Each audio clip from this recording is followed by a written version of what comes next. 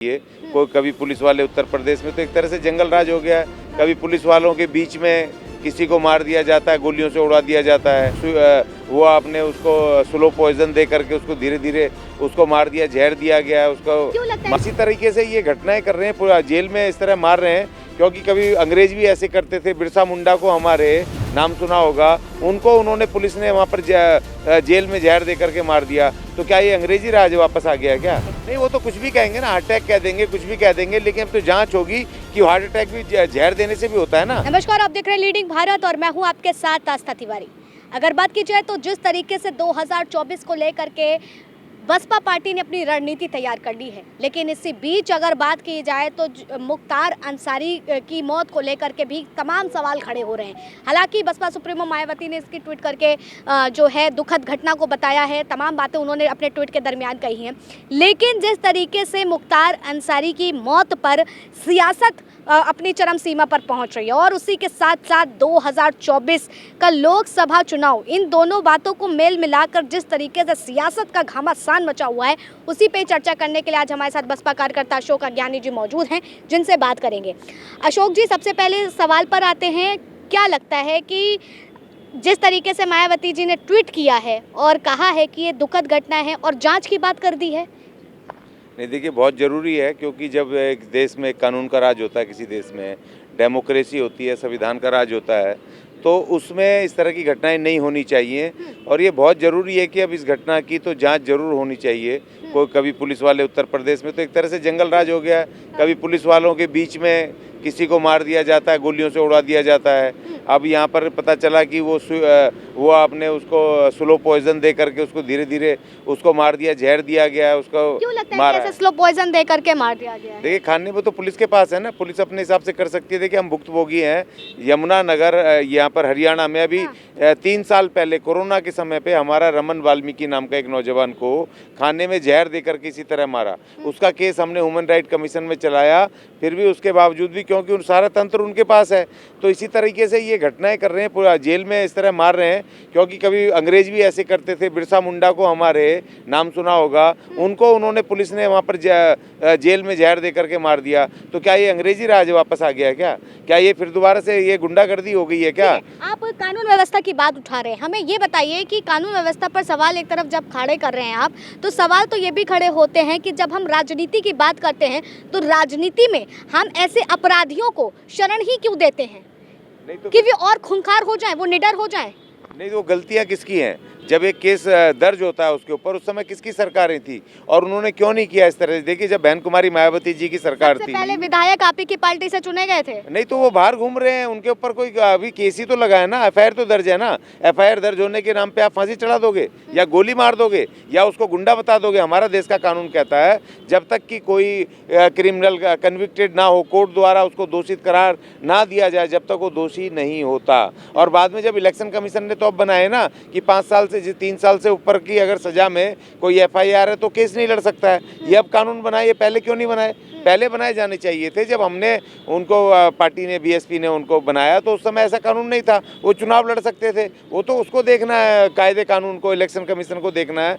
तो इसीलिए उस समय क्रिमिनल वो नहीं थे, दोषी नहीं थे। केस चल रहे हैं, केस चलते रहते हैं। अब कोर्ट कचहरी न्यायालय क्यों बनाए? अब ऐसा तो नहीं किसी के ऊपर आरोप लग गया उसको आप तुरंत क्रिमिनल मान लोगे या उसको दोषी मान लोगे या उसको गोली से उड़ा दोगे। ये ऐसा तो नहीं होता ना। ये तो वैसे ही हो गया कि आपके कोर्ट कचहरी सारी चल रहे हैं, न्यायपालिका सब चल रही हैं। अब जेल में पुलिस तय करेगी या सरकार तय करेगी किसको जहर देना है, किसको लोगों के बीच में। तो हार्ट अटैक की होने की आ रही है ना सामने। नहीं, वो तो कुछ भी कहेंगे ना, हार्ट अटैक कह देंगे, कुछ भी कह देंगे, लेकिन अब तो जांच होगी कि हार्ट अटैक भी जहर देने से भी होता है ना। बहुत सारी ऐसी चीजें खाने में, ऐसी चीजें दे दो जिससे हार्ट अटैक हो जाए। बहुत सारी चीजें किस कारण से अटैक आया है। हाँ। तो वो तो अब जब जांच होगी, उसमें निष्पक्ष जांच होगी, तभी तो काम उसमें बनेगा ना। हाँ। पता चलेगा। डॉक्टर्स के इंडिपेंडेंट पैनल होना चाहिए जो उसका पोस्टमार्टम करें उसका। अब ये कि पुलिस भी इनकी, डॉक्टर भी इनके हैं, सारे सब कुछ इनका, तो फिर उसमें करेंगे क्या? कोई क्या करेगा? ठीक है अशोक जी, मुझे ये बताइए कि मायावती की 2024 की जो रणनीति है, बसपा पार्टी की जो रणनीति है,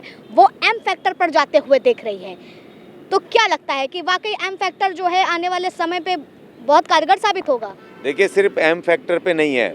आप ही देखो ना, जिस तरह से बहन जी ने चुनावों में जिस तरह अपने प्रतिनिधि घोषित किए हैं, तो उसमें अगड़ा, पिछड़ा, दलित, मुस्लिम तमाम वर्गों को, जो बहन जी बार बार कहती है हम सर्व धर्म और सर्व जन की पार्टी हैं, तो उन्होंने साबित किया है इसमें ब्राह्मण से लेके क्षत्रिय से लेकर लिस्ट में तो जिस तरीके से एम सीरीज ही देखने को मिल रही है। नहीं, देखो जहाँ जिसकी देखिए ये समझ लीजिए 16 सीटें उन्होंने घोषित की जो शुरू की पश्चिमी उत्तर प्रदेश की, जिसमें 7 सीटें वो थी जो मुस्लिम बहुल हैं। अब जहाँ मुस्लिम ही बहुत सारे हैं, 50% से ऊपर हैं, तो आप वहाँ दूसरों को क्यों दोगे भाई? जो उनको प्रतिनिधित्व चाहिए कि नहीं चाहिए? मुख्तार अंसारी का जो ट्वीट उन्होंने किया है वो भी एम फैक्टर के दरमियान देखा जा रहा है।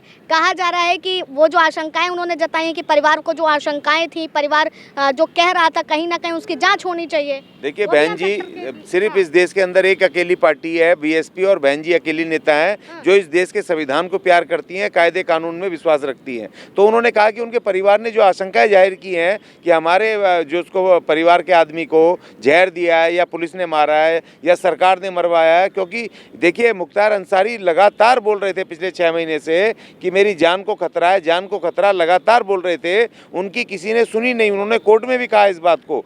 तो उनके जो परिवार की आशंका है कि भाई हमारा जो आदमी वो कह रहा था बार बार कि मेरी जान को खतरा है, और ये हो गया अचानक, कि वो अचानक हार्ट अटैक हो गया, उसको एकदम चक्कर आकर के गिर गए। उसको क्या दिया खाने में, उसकी प्रॉपर जांच होनी चाहिए ना। या पुलिस पिछले 6 महीने से उनको क्या खाने में दे रही है, उसकी जांच होनी चाहिए ना, कहीं साजिश के तहत तो नहीं हुआ। जो उनकी आशंका है, उनका आशंकाओं का निवारण होना चाहिए। ये कोई डिक्टेटरशिप नहीं है, इस देश में डेमोक्रेसी है और हर आदमी को बराबर अधिकार है। और बाबा साहब कहते थे कानून बनाते समय, भले ही 100 गुनहगार वो छूट जाएं, मगर किसी एक बेगुनाह को सजा नहीं होनी चाहिए। ये हमारे इस महान कानून का, संविधान का मूल मंत्र है। और आप 65 केस लगे थे अशोक जी, 65 केस, जिसमें 8 मुकदमों का फैसला आ गया, तो हम उसको बेगुनाह कैसे कह सकते हैं? नहीं, तो बाकी केसों में भी आना है ना। अगर वो जेल में है ना, तो जेल में आप मार दोगे उसको।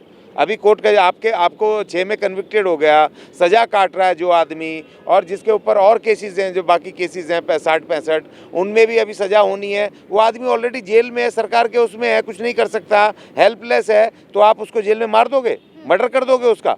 तो ये कौन सा कानून है, कौन से संविधान में लिखा हुआ है? अगर 75 केस है तो 75 में वो जेल से निकलेगा कहाँ? मरते दम तक जेल में ही रहेगा ना। उसको जो हो सकता है किसी ऐसा केस हो जिसमें फांसी हो जाए, उसको लटक जाएगा फांसी में।